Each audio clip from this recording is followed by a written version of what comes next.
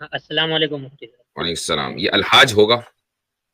ہاں میرا نام الحاظ ہے. تو میں وہ کئی ٹائم سے ٹرائی کر رہا تھا اسٹریم میں ایڈ ہونے کا، ہوں. لیکن ہو نہیں پا رہا تھا.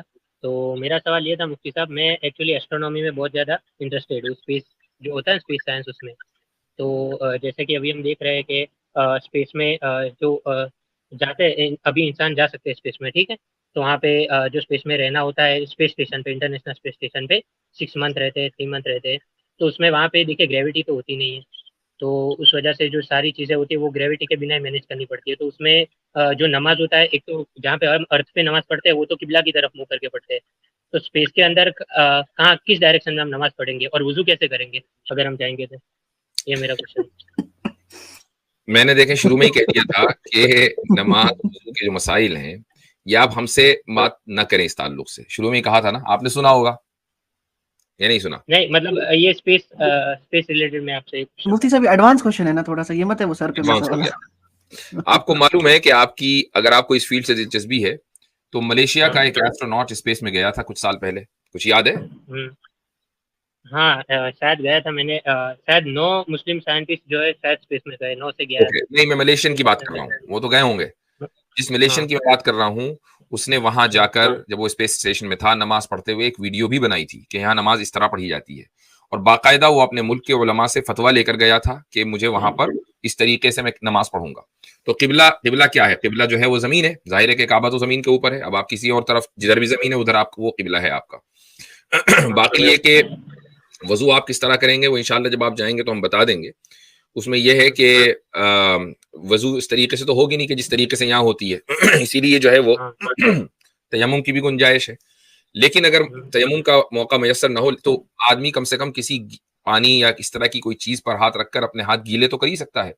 تو وہ جو گیلے ہاتھ ہیں وہ آپ اپنے ہاتھ اور پیروں پر اپنے چہرے کے اوپر ملیں گے اور اس طریقے سے آپ وضو کریں گے. یہ ان جگہوں کا حکم ہے کہ جہاں پر پانی بہت کم مقدار میں ہوتا ہے، مٹی نہیں ہوتی ہے، لیکن اتنی مقدار میں ہے کہ آپ اپنے ہاتھ گیلے کر سکتے ہیں. تو یہ اس کا حکم ہے. ٹھیک ہے بھائی؟ حضرت وضو تک پہنچنے کے لیے استنجا ہے، تو جیسے استنجا کریں گے ویسے وضو کر لیجئے گا. ہاں اوکے ٹھیک ہے، جزاک اللہ. ابھی چیٹ میں ہم نے لنک بھیج دیا ہے، اس میں وہاں دیکھ لیجیے گا وہ ملیشین ایسٹروناٹ والا. چلیں جی. اچھا، زمحریر سید، یہ تو بڑا خطرناک نام ہے بھائی. السلام علیکم ورحمۃ اللہ وبرکاتہ. وعلیکم السلام. کیسے ہیں مفتی صاحب؟ خیریت سے؟ الحمدللہ. آپ کا نام زمحریر ہے؟ جی جی. آپ کو زمحریر کا نام پتہ ہے؟ نہیں، زمحریر میرا اوریجنل نام نہیں ہے، یوٹیوب کا نام ہے. یوٹیوب کا نام ہے؟ اچھا ٹھیک ہے. یعنی کہ چینل کے لیے صرف. اچھا اچھا اچھا. اچھا، یہ آپ سے پوچھنا تھا یا عرض کرنی تھی کہ جو آپ یہ کام کر رہے ہیں جوابات کا سلسلہ ہے ایویڈنسز کے ساتھ، پروفس کے ساتھ، تو کیا اس کو ہم کسی ریٹن فارم میں بھی اویل کر سکتے ہیں؟ یعنی کہ کوئی آپ کا کوئی ویب سائٹ یا بلاگ ہو جس میں اسپیشلی کچھ آپ کے جوابات ایسے ہوتے ہیں جو لنکس سے، ویب سائٹ سے ریلیٹڈ ہوتی ہیں، تو نہیں، وہ ہم ہمارے پاس لنکس اپنا کوئی بلاگ وغیرہ نہیں ہے، اور ابھی تک ان سوالات کو یا ان جوابات کو ضبط تحریر نہیں لایا جا سکا ہے. کوئی اگر لانا چاہے تو لیا ہے، اس کی آزادی ہے.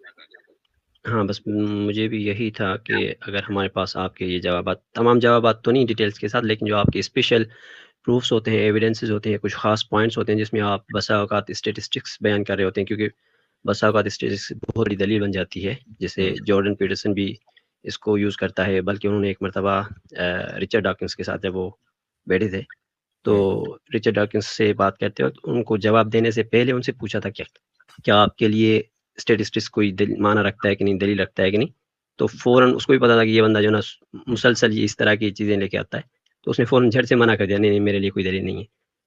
تو اسٹیٹسٹکس ہے پاورفل ایویڈنس سم ٹائمس، لیکن یہ کہ اچھا اس حوالے سے کہ آپ کے پاس کوئی انفارمیشن ہے کہ ہم اگر ان کو جوابات دیتے وقت اسٹیٹسٹکس سے کوئی جوابات دیں تو کون سے اتھارٹیٹیو یا اتھینٹک سورسز ہیں یا ویب سائٹ سے ہیں، جس طرح پیور ریسرچ ہے سپوز دیٹ، تو اس کے علاوہ جہاں پہ ہم ایزیلی یہ تمام دنیا میں موجود مختلف اقسام کی اسٹیٹسٹکس دیکھیں، ہمارے پاس جو لوگ آتے ہیں نا سوال کرنے کے لیے، تو وہ کوئی ایک موضوع تو ہوتا نہیں ہے، کسی بھی موضوع پر ہو سکتا ہے. اسی لیے ہمارے ذہن میں کوئی ایسا خاص موضوع نہیں ہوتا اسٹریم سے پہلے کہ جی ہم اس موضوع پر تیاری کر کے بیٹھے ہیں.